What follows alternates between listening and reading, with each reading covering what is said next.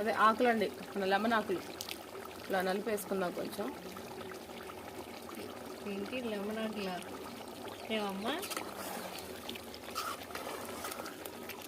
Gym చేస్తున్నా, కడుపుతో పైకి లేచి. రేపు నుంచి స్కూలు